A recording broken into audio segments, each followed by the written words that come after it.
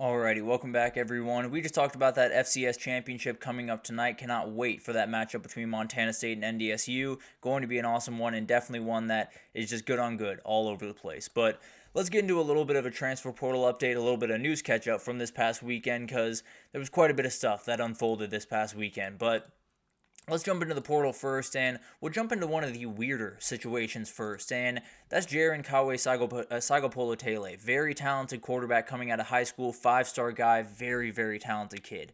He enrolled at Oregon during Rose Bowl prep, didn't necessarily have the right feeling, said he didn't necessarily feel like a priority. Imagine that. They're preparing for the Rose Bowl. But at the end of the day, he is finding his way over to Cal. Very, very talented kid. Absolutely will be their starter day one. And it will be Brian Harsin calling plays for him. So it'll be really interesting to see what he can do for the rest of his career. Very talented kid. Obviously was a little bit of a blip on the radar to start it. I still think he is a very, very talented, very good kid and absolutely can have a ton of success at the college football level. Also think he possibly could have seen Dante Moore start throwing the football and say, I might want to find my way somewhere else. So it could be good news for Oregon at the end of the day because it could mean that you have an absolute star in Dante Moore. I tend to believe they do, but this is definitely a guy that is going to be very talented, and we'll see what he can do. In his freshman year at Cal, I have to assume he's going to be the starter there. Then you got Robbie Ashford. Wake Forest has their guy at quarterback, and he is going to follow Jake Dickert over there. Very, very talented guy. Absolutely can make a ton of different plays. Does need to take a step forward when you talk about passing the football. But I do really like this fit. I do think it fits into, he did a great job unlocking what John Mateer can do with his legs. Absolutely, the ability that Robbie Ashford has here. Can't necessarily say he's going to light the world on fire in 2025, but I think he could be a very serviceable starter for them and definitely make some big-time plays in 2025.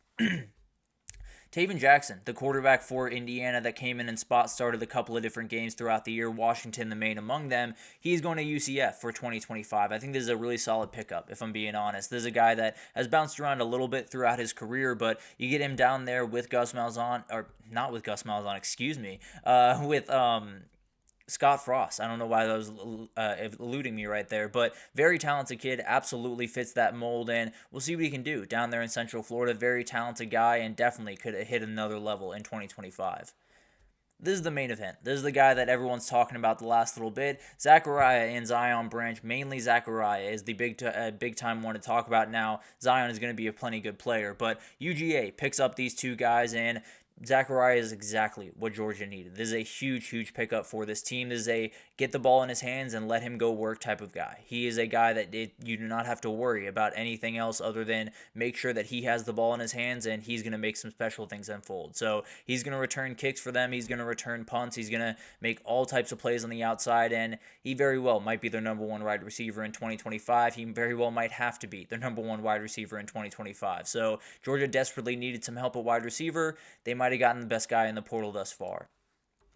Then you got Squirrel White. FSU gets a huge pickup here. Definitely a guy that they're very much going to need. He can very much stretch defenses. And the reality of the matter is, he's got to be on the field. If he is on the field, he will make big plays for you. If he is not on the field or is hampered while he's on the field, he is going to struggle. That's kind of been the reality of Squirrel White's career throughout his time, and definitely was the reality at Tennessee. It's going to be something to watch. Definitely. It's definitely a player that I think has the potential to be a huge player for Florida State. I also think has the potential to be a guy that you just wish you went and maybe use your resources somewhere else. Very talented guy. I think he could explode at Florida State, but definitely one that you never know if he's going to be fully on the field or fully healthy at any given moment.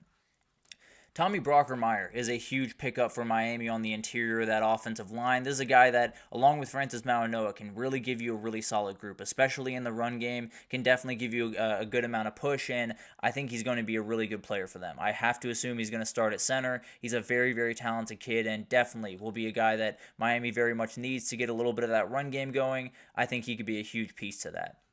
Moving over to the defensive side of the ball for Miami, Ethan O'Connor, a huge one for Miami, one that they very, very badly needed, kind of in the worst possible way. But this is a true island corner. This is a guy that you can put on the field side, say, you take care of that, and he will take care of that 9 times out of 10. Very, very talented kid, and I feel like he's only scratching the surface of what he's capable of doing. A huge get for Miami, and definitely a guy that could very well be a star in 2025, possibly on that CFP team for Miami in 2025, who knows. But Trey Williams, another guy to talk about on the defensive side of the ball, that D lineman finding his way up to Ann Arbor, Michigan. A big-time pickup for Michigan here. Definitely a guy that they very much need. Kenneth Graham, Mason Graham walking out the door. This guy's going to have to slide into a starting spot, and he is a very good player, played some really good football against Texas in that CFP game.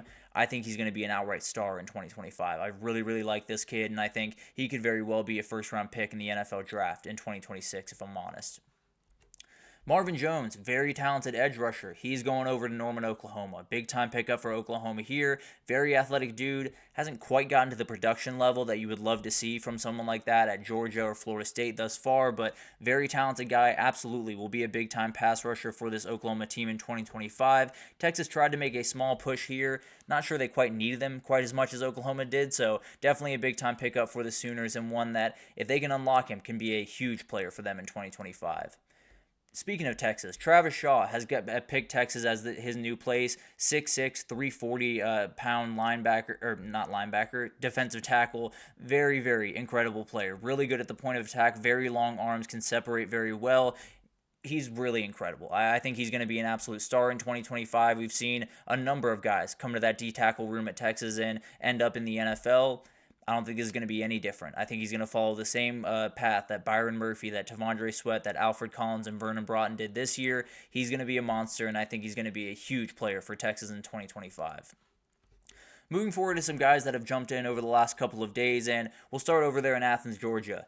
This one didn't make sense to me, and then it very much made sense to me when Zachariah Branch officially committed, but very talented kid. Absolutely a guy, very twitchy, can return kicks if you absolutely need him to, can handle out of that slot or on the outside, get some deep passes over the down the field, and I think there's a lot of different systems he could fit into. I think you could put him at Alabama. He would have a ton of success. I think over at Oregon would be incredible. I think Texas is one to watch here. I think Texas really thrives with those get the ball in their hands and let them go type of guys. This is definitely one of those guys. So I think the market will be huge for this guy. I think Miami will be in for him. I think a lot of different teams will definitely push for him, but he is from the state of Texas. I think Texas might have a little bit of an inside track here, not knowing anything necessarily, totally me speculating, but the way that I look at it, I think he fits the mold of a Texas receiver. He's from that state. I think they're going to be pushing for him very, very hard. Jaden Rashada also came out of the UGA game and decided to go into the portal. Been a really odd career for him thus far. Started, committed to Oregon, decommitted, got to Arizona State, had that Florida craziness where he ended up suing Billy Napier, found his way to Georgia. A million different things have happened for this kid. So it's one of those things where hope he can find the right place, probably at the group of 5 level, if I had to imagine. Probably take a little bit of a step down, but very talented kid, can throw the ball all over the yard. So absolutely can make a lot of plays, and we'll see what the market is here. It'll be interesting to see how many teams are really interested in this kid, and does confirm, at least to me, that Puglisi is an absolute monster and cannot wait to see what he can do. Also confirms to me that they might feel a little bit more comfortable with Gunnar Stockton. Now, I do think they are going to get a quarterback in the portal one way or the other. The question is it a backup for Gunnar Stockton, or is it the guy that's going to come in and start? That's something we'll be watching over the next little bit, but especially with Carson Beck and Jaden Rashada walking out the door, I think Georgia would like to have at least a filler at quarterback, maybe even a starter, depending on how they feel about Gunnar Stockton. Noah Thomas is a guy you're going to want to watch for. Athens, Georgia is where he was pretty recently, and definitely feels like the on-odds leader here. If they can pick up him and Zachariah Branch, wide receiver problems are fixed over there at Georgia. It'd be a ridiculous group to be able to pick up. I know Texas is definitely wanting a receiver here pretty soon, so I wouldn't be surprised if they made a big move here, but those are the two teams to watch. Miami still a little bit on the outside looking in, but definitely could be one that pushes late and tries to pick up one here. I would lean Georgia right now, but I think those other two will definitely have something to be said in this one. And then Elijah Pritchett. He has found his way into the portal. The starter at offensive tackle for Alabama this year. Very good, a very good player. Absolutely a guy that can be very rangy, can start really wherever you want him to start, if I'm being totally honest, at pretty much any of these teams. Now, I do think a lot of SEC teams will be in on this one. I think LSU, Ole Miss, Tennessee all need a little bit of help at that tackle position. Would not be crazy if they gave him a call. I think Ohio State is absolutely one to watch here. He's been, they've definitely gotten a couple of offensive linemen. This will probably be the most talented guy they've been able to pick up. I think he could be huge and definitely be an immediate starter for them. So maybe Ohio State finds their way back to Tuscaloosa to steal another offensive lineman this offseason. And then we got news coming out of a couple of different places, and we'll start with the news that I don't think anyone wants to hear. MACtion is changing pretty much forever. NIU is joining, it's set to join at least, the Mountain West. We'll hear more news about this in the next couple of days, but DeKalb, Illinois is going to be a new place for the Mountain West Conference to set up shop in.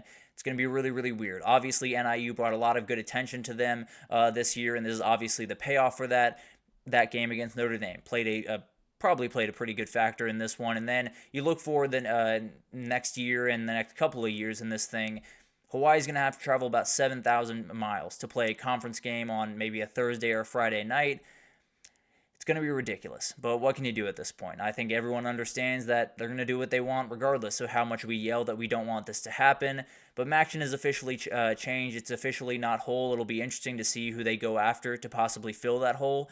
A lot of teams out there, I don't think any of them quite fit the MACtion mold that I'd love them to fit, but at the end of the day, it'll be interesting to see how that unfolds. Definitely a solid pickup for the Mountain West, and MACtion, we'll see if they have to pick up someone else. We'll see if they have to go out and get someone, or they're comfortable with the group that they have right now. Definitely going to be an interesting thing to follow, and realignment has officially started for 2025. Curtis Rourke, just a little bit of tidbit here. Sounds like he was playing on a torn ACL that he suffered in August the entirety of the year, which makes a truly ridiculous season just outright insane. He had 29 touchdowns, 5 INTs, 3,000 passing yards, 11 wins for the losingest program in college football history. This kid is special in every sense of the word, and especially from a mentality perspective. He is downright special. Would love to see him be a little bit more healthy for combine work. We'll see if that happens. Not sure if that's going to unfold, but definitely a guy that I think a lot of NFL GMs will really fall in love with, and I think this probably helped his case just a little bit more. And then to finish it off here, just wanted to send a couple of condolences to Kirby Smart and his family. Sonny Smart, his father, has passed away. He had a fall on New Year's Day in New Orleans, went to the hospital, has subsequently passed away. Very, very nice man, it seemed, from everything that I've heard throughout the last couple of days. Fantastic high school head coach in the state of Georgia. Coach Kirby Smart's teams, Coach Kirby Smart's teams down in Bainbridge, Georgia for 6 years back in the 80s and 90s.